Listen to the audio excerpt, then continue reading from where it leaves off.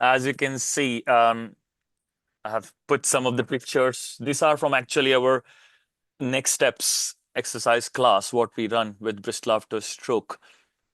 And you might see some familiar faces here. So I'd like to get started with introducing you what is physical activity, what is exercise, and benefits of physical activity in general population, and benefits of physical activity in stroke. And then next steps, the local initiative in Bristol, run by Bristol After Stroke. So I'm going to talk about that. So physical inactivity plays a very important role in diseases. So if somebody is physically inactive, you are basically increasing the risk of diabetes, hypertension, cardiovascular diseases, many other conditions.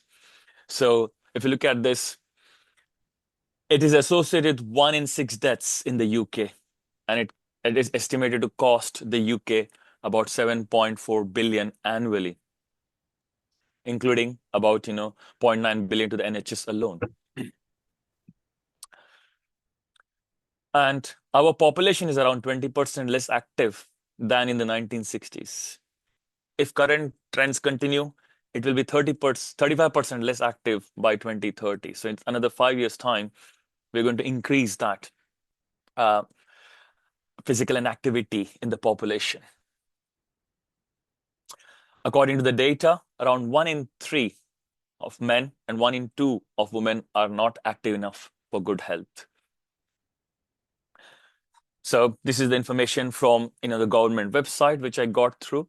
So, and physical inactivity is basically having a sedentary behavior, not doing much activity, spending a lot of time, for example, seated, watching television or reading stuff, etc. But doing a lot in resting position, seated position, not challenging your heart. So physical inactivity, as I mentioned, is an actual cause of type 2 diabetes, cardiovascular disease, and lots of chronic conditions, including stroke. Also, if you're physically inactive, then obviously that's going to reduce your fitness level. What I mean by that is, you get tired very quickly. Even walking short distance, you might feel you're panting, you're feeling breathless, and you need to take rest. So all this low fitness level can cause type 2 diabetes and heart-related problems, which can lead to heart attack or other conditions, but also stroke, and also can lead to death. But we can improve our health and well-being by engaging in exercise and physical activity. And I'm going to mention to you, probably most of us are not aware of how much activity, physical activity and exercise one should be doing in a week, as per the World Health Organization recommendations and our UK government recommendations as well. But just to highlight what we mean by physical activity.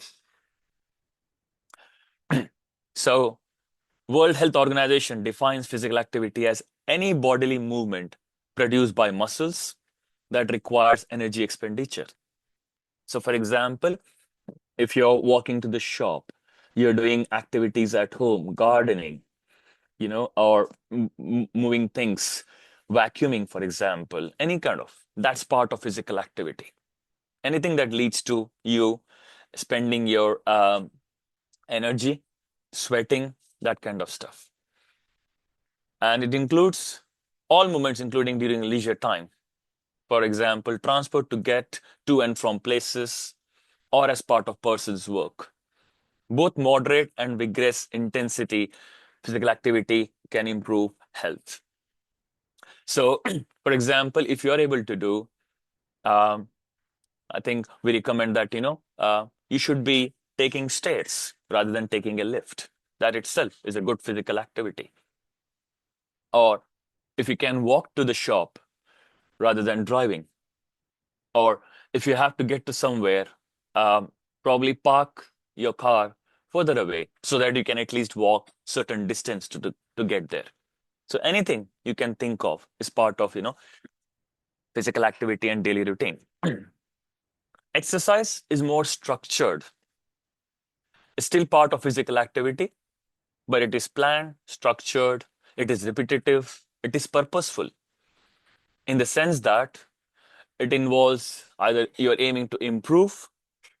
If you got some weakness, you're going to improve that, or you're planning to maintain something so that you have that physical fitness and strength or balance, for example. So it's more structured, and that's what we as therapists, physiotherapists, prescribe patients so that we can tell you, do these exercises 3 times a day, repeat it. Each exercise should be repeated at least 10 times, for example. So there are different ways based on individual needs. We can prescribe exercises. So that's the exercise. And people go to the gym, go to swimming, for example, or cycling or sports. For example, if you like playing sports, engaging with that 2 to 3 times a week, for example, you know, like for example, Bristol After Stroke runs walking football, and they also started netball. So there are different ways you can engage in exercises or attend our next steps class, for example. So these are the different examples of exercise. For example, if you got a structured plan, like every day I'm going to walk 45 minutes for at least 5 to 6 days a week, and make sure, you feel when you walk, your heart pumps, you feel that, it's not just a casual walk, it's more part of exercise, for example. It makes you feel deep, breathe deeper. You might sweat. So that's part of exercise. Or if you enjoy cycling, you do that. Or as I mentioned, football, yoga, or playing games. Um, but although this particular image shows, you're playing a game sat on a sofa, I would recommend not to do that for a long time. You can enjoy playing a video game, but even that can be done, for example, in standing, where you challenge your balance, for example. But you're still having a game as a competition, as a fun. You're using your hands, you're using your brain, but also in standing, if you do it, it's more challenging. So any kind of, exercise which challenges your is really good. Strength training, as I mentioned, gym, going to the gym. Even if you can't go to the gym, having some weights at home or using equipment at home, for example, canned food, the tins that can be used to strengthen your muscles. So, just to highlight what the recommendations are from the World Health Organization. This is for general population, and then I'll talk about the NICE guidelines, what they recommend for stroke population. So, adults aged 18 years and above, we should be engaging in at least 150 to 300 minutes of moderate intensity aerobic physical activity. Aerobic is something to do with challenging your heart, improving the blood supply or causing more blood flow, causing more oxygen to your muscles, to your brain, etc. So moderate intensity is, you're working within your certain limit of your heart function.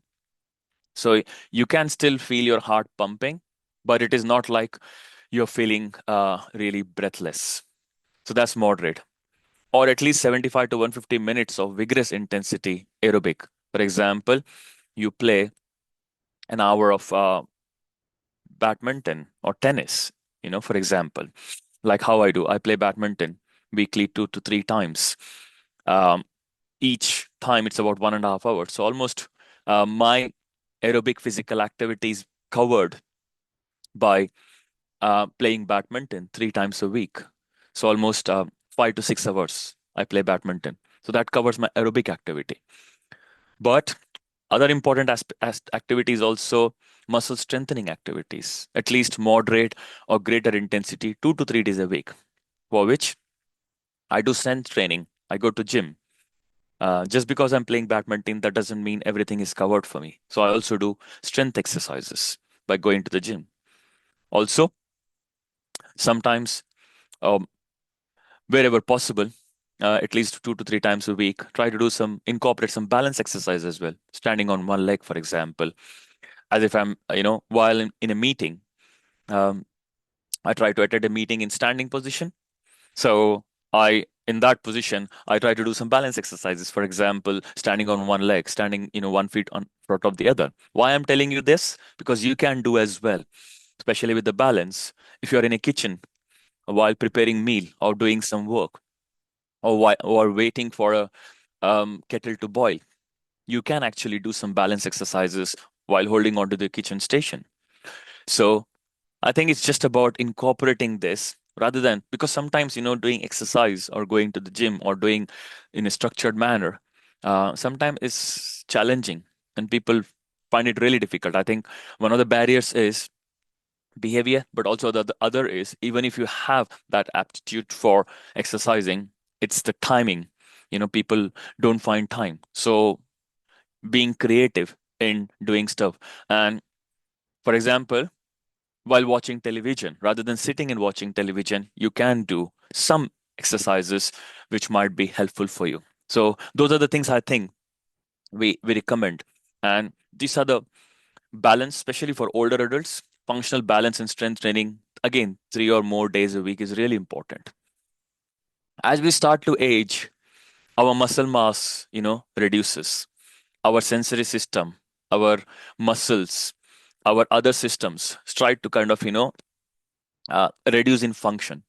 But to maintain that, if you exercise regularly, then your brain is receiving that signals repeatedly, which means brain is really active. And also, it allows you to be cognitively active as well, because exercises release a lot of positive hormones, which means, that give you a feeling of happiness and feeling of, wellness from inside. When you exercise, you feel, oh gosh, yeah, this is really good. I'm feeling really nice. So all that kind of feelings come through exercises. And as I mentioned, due to aging, things start to kind of, deteriorate. So it's quite important for us to maintain that by engaging in exercises. Now, obviously, most of, probably I'm assuming, people attending here either have had a stroke or probably are supporting people who have had a stroke. So, I mean, when people come for my exercise classes, I encourage spouses or the partners attending the exercise class to also participate in the exercises, because it's exercises for everybody. Because while you're supporting your partner who have had a stroke, you need to be healthy as well. You need to have a good um, mental and physical health and well-being, associated with that. So it's quite important that everybody engages in exercises. So, what are the benefits of physical activity or exercises? For example, I think dementia is quite common as we start to age. So, again, by exercising regularly, we are reducing the risk by 30%. And general, any kind of mortality, any kind of diseases, you are reducing by 30%. Heart related diseases by 35%, and type 2 diabetes up to 40%, cancer, depression, fractures. So by exercising, basically you're building muscles, you're also building your strength in the bones as well. So I'm just seeing a question. Are these recommendations for post-stroke people? I had a stroke despite being a distance runner, cycling gym, but my stroke occurred 2 days in hard gym session, 15 minutes session. I know a concept. Right. I'll come to your question, John, in a minute. Yeah. Very interesting question you asked me there. So this is what I've been sharing so far is for general healthy, adults, older adults, anybody over 18, I think should be exercising. Um, but for the stroke, there are certain recommendations which I'll share in a minute. But to answer your question, it's unfortunate that being an active person, you have had a stroke. Um, but I think it's also moderation. when we talk about exercises, we have to work within our kind of limit, how much we can tolerate and how much we can do. We have, like how you experience stroke, I think um, I have come across people who is kind of over exercising sometimes can also lead to complications. So I think it's getting the balance right and how much kind of we can tolerate and our body can tolerate and what we can do. So the recommendations are there, and majority of the time, these are the benefits what we talk about. But I mean, I've also equally I've seen people have leading a really healthy lifestyle, and having good diet, for example. Exercise is one aspect, but also diet is another aspect, which I can't talk in more detail because I'm not a dietitian. But healthy lifestyle, when I talk about healthy lifestyle, exercise plays an important role, but then having a balanced, healthy diet plays another important role in maintaining physical and mental health and well-being. So to talk about, um, for example, stroke, as I mentioned, the risk factors for stroke are hypertension. You've got, for example, if you already have diabetes or any kind of heart problem, or sometimes people have got unnoticed heart related issues like cardiac arrhythmias or atrial fibrillation is another condition. Those are the things. Sometimes they are unnoticed, and suddenly somebody has had a stroke. People, when they start investigating, they find out that they have something else which was kind of captured or unnoticed. Other factors are genetics, for as far as stroke is concerned, especially people from our background, black and ethnic, South Asian background, um, are more likely to have stroke because of the genetical factors, but also the diet, uh, like high salt intake diet, or generally people from our background have. So all those factors play an important role as well. So it's just I think it's important to consider that and getting the right balance is really important, John, to answer the question. And yeah, I've seen people who are physically active but also end up with some kind of problems, which is unfortunate. But that's kind of rare. But in general, if you look at the benefits of physical activity, this is what we say, it reduces a lot of chances of different kind of conditions.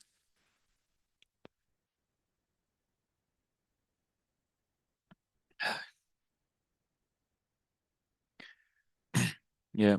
Okay.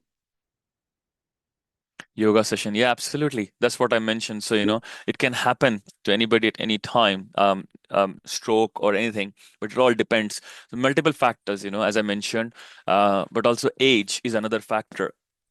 As we start to age, in addition to our muscles, bones, etc., our arteries tend to narrow. So that can increase the risk. But by engaging in, as I mentioned, healthy lifestyle, you're reducing that risk. But despite that, you see people getting stroke or other conditions. As I mentioned, there could be genetical factors as well. Um, right. So, yeah, okay. So, yeah, as I mentioned already, hypertension is the most modifiable risk factor for stroke. So, if somebody has got hypertension, in addition to obviously exercise and physical activity, important is treatment using appropriate medication and keeping all that under control. So, for example, on anticoagulation therapy and statins, all these different medications, I'm sure people who have been diagnosed with hypertension or diabetes received. And as I mentioned, reducing salt, and probably I think forgot to mention smoking. Smoking is another risk factor for hypertension, stroke, or cardiovascular diseases. And maintaining a normal body weight have been proven to reduce stroke risk. So when I say normal body weight, it's about your body mass index, and based on your height, age, gender, you know, um, they calculate what your normal body weight should be. And if you're overweight or obese, then more likely to have other conditions such as hypertension or diabetes, which increases the risk of cardiovascular disease and stroke. Physical activity, it helps with prevention of stroke. Highly active individuals have 20% lower risk of stroke incidence or mortality. Adults who make healthy lifestyle choices. When I say healthy lifestyle is about, uh, non-smoking, drinking in moderation, and avoiding high salty diet and high fat diet, etc. So all this will increase will reduce the likelihood of having a stroke or cardiovascular conditions. So with regard to physical activity in stroke, the National Clinical Guidelines for Stroke recommends moderate intensity, which is 150 minutes per week of physical activity.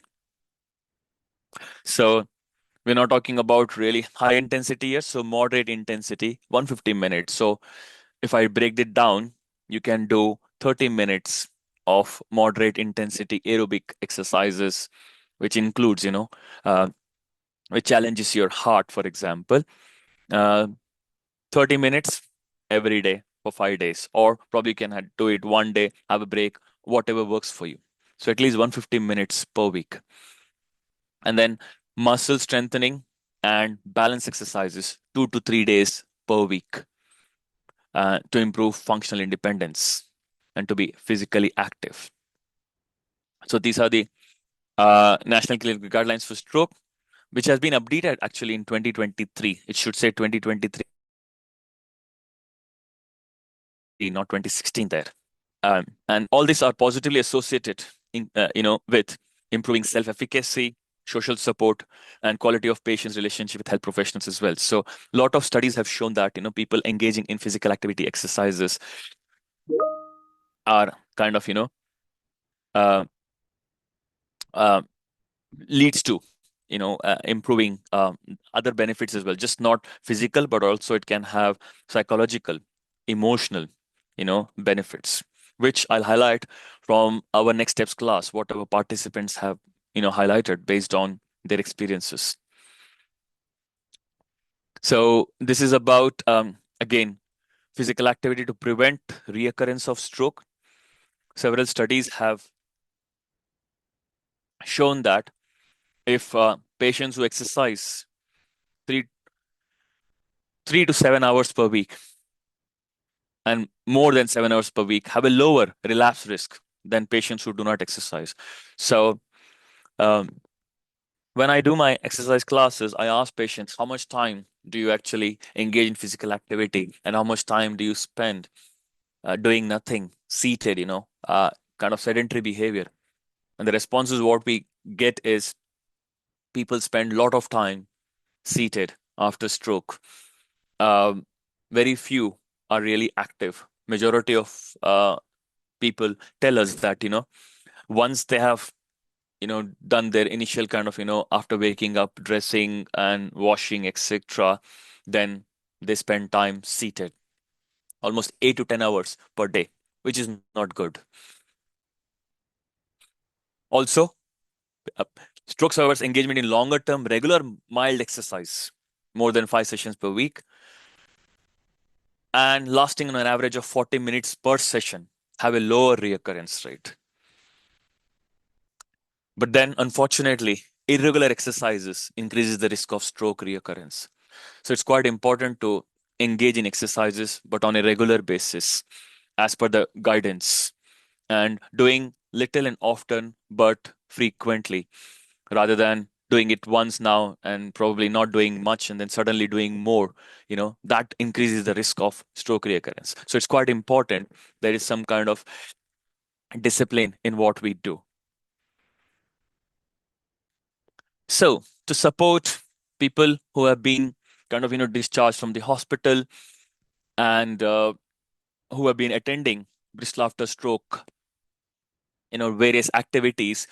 10 years back, we started nearly 10 years back, we started this Next Steps group exercise class and education class. So, as Rebecca mentioned earlier on, this is run three, at least 3 or 4 times a year, and in a block fashion. So we got seven weeks of exercise class.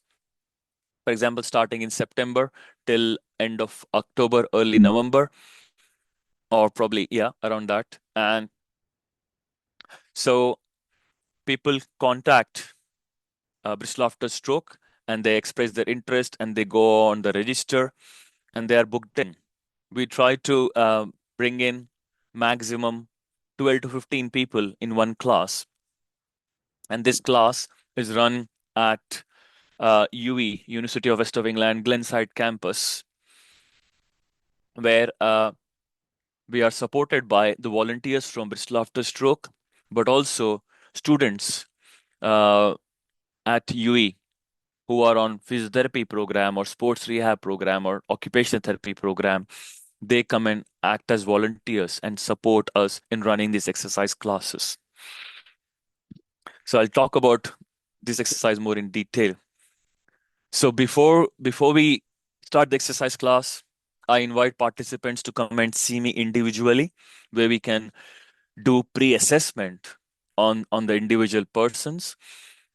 Before that, they are asked to fill in some questionnaire about their stroke, about what level they are at, when did they have the stroke, what their problems are, and also uh, confidence level in activities of daily living, quality of life questionnaire we ask them to fill, basically to understand what their needs are.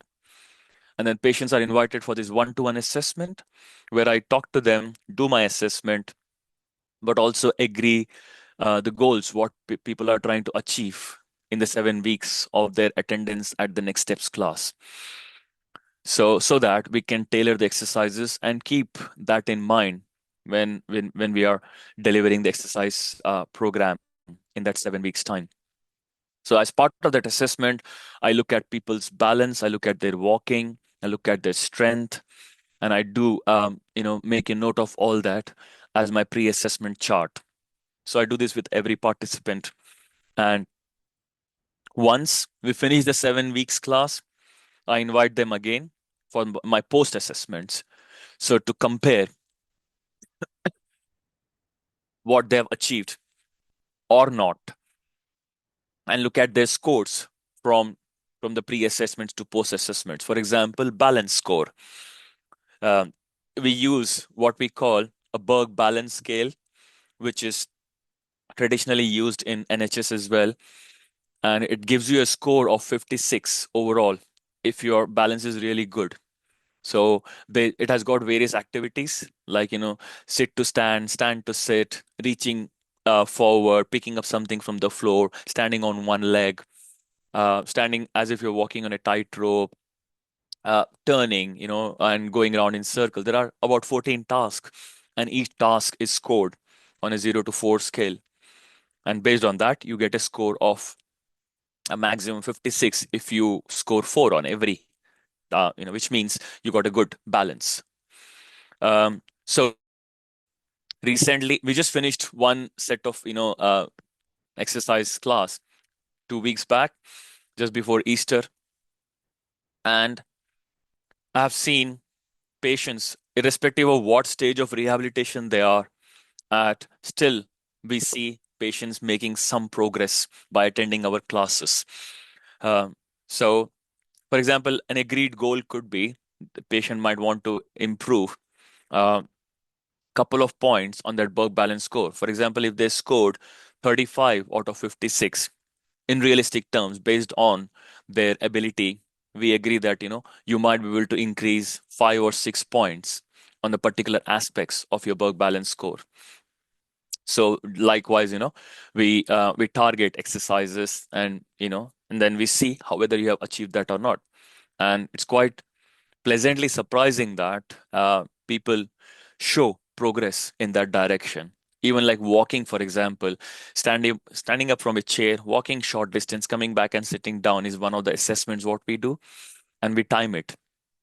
So generally, people take about 14 seconds to kind of, less than 40 seconds to walk 3 meters, come back and sit down. Sometimes people take after stroke, they might take 25, 30 seconds. And our aim is to kind of think about in realistic terms, how many seconds we can bring that down. Because the slower you walk, more risk of falls you are. Low balance score, more risk of falls you are at. So that's why we target that. And we have seen people making good progress by attending these classes. So what do we do in the class? We start with some seated warm-up exercises with the Bollywood music in background, and people really enjoy that. And we practice sit to stand. Sit to stand, I think, is one of my favorite exercises because it's really, useful exercise because, whatever you do, for example, you get up in the morning from the bed, you have to stand up from the bed. You sat in the chair, you have to stand up to go somewhere. So sit to stand is the important task, what we do on a daily basis. But by repeatedly doing sit to stand, for example, I say, let's see how many sit to stands you can do in a minute. And the first time we do it, and then people kind of, record that. And the next time I say, okay, let's try keeping that 1 minute, but then let's try whether you can increase the number of repetitions you can do in that 1 minute. So we try to do that 3 or 4 times, sit to stand. But also we try to focus on putting more weight on the weak leg. So sit to stand, we practice that, one of the good exercises. Then balance exercises. So we do like a circuit. So we split the group into small groups, and it's like a circuit training. So people go and do some balance exercises. Some people practice walking. Some do upper limb exercises. And then, so these are the different stations for balance, walking, upper limb exercises. And then people spend some time on each station. And then once we finish all that, people are brought back. They sit and do some cool down exercises, which includes some simple stretches, simple exercises, just to finish off. It's quite important to do that cool down exercises. I think the important aspect is at the end, we have got a very good task. I think I've got a video and I'll share that with you in a minute. So over this 9-10 years, I think nearly 400 participants have attended our class, and almost 150 to 200 students have benefited from attending and supporting our event as well. So I think this is one of the sit to stand.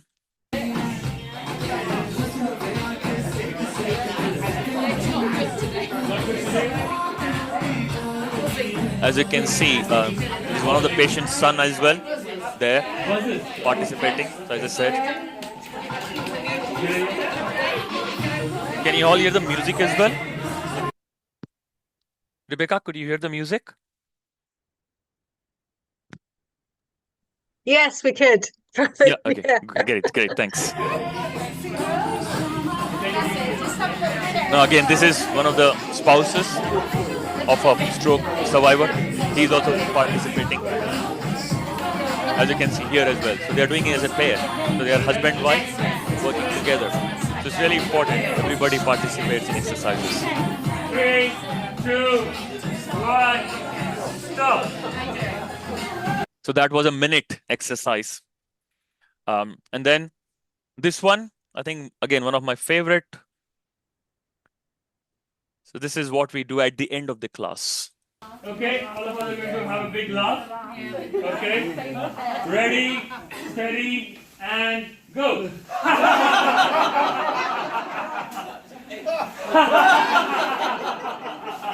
One more time. Well done. So that's another good exercise I think for everybody. As we say, laughter is the best medicine. So we try to do that.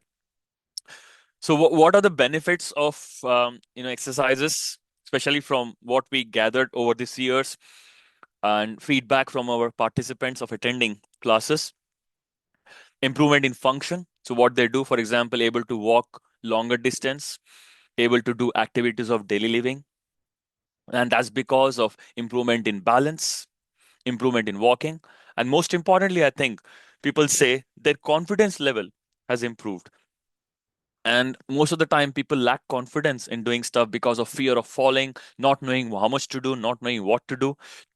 But by attending this class, people say, now their confidence level is higher and now they're able to do more, which is, I think, a great achievement. Other thing is socialization. So they tend to meet with other people who are in kind of similar situation. Some are worse than the others. So they feel, right, I am in a better position than somebody who comes in a wheelchair. And so that gives kind of, aspect of motivation as well, by seeing, right, okay, person in the wheelchair thinks that, if they have gone that um, in stage, we can also get there. And I've seen people, within the group, when they attend classes, they try to encourage each other, which is really nice. And that encouragement from people who have had the lived experience, I think, adds real value. And we have seen socialization aspect just not as part of the session itself. So for example, sometimes partners, spouses, they get together while the exercises are happening. Sometimes they join, sometimes they sit in the coffee area, they chat and they share their experiences. So that's another advantage of socialization. I already mentioned confidence and that support system. So they felt, they reported that they felt supported by coming. Usually people say that, once they get discharged from the hospital, they feel abandoned. And having this opportunity via Bristol after stroke, I think, is a great service. So people really value that. And as I mentioned, with my post assessments, so we get evaluation feedback about the whole course, but also with my objective assessments, what I do after the exercise classes 7 weeks later, as I mentioned already, I see changes in the scores of patients' balance, walking, etc. So which is a great kind of achievement. Now, so while patients were coming to the class, they asked, "Oh, we are coming only for weekly once for the class. Can we have something to do at home?"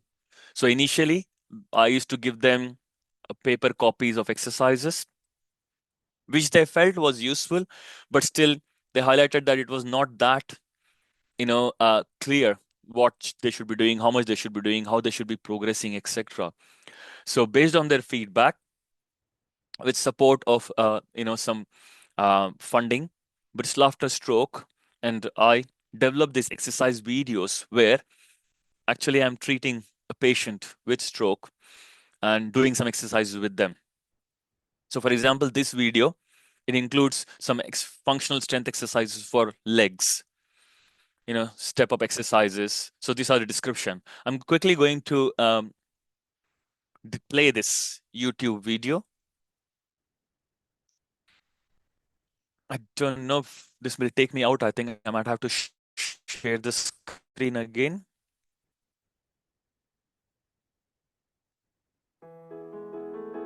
I don't think you can see my YouTube link or the YouTube video window, Rebecca. No, we can't see it, Praveen.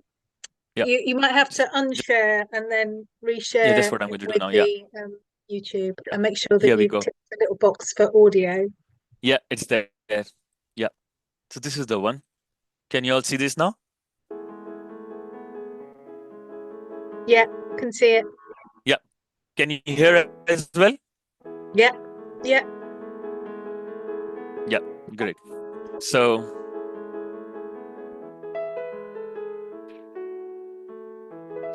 this is the video. So it shows, people with moderate disability. This is the description. And people can actually exercise.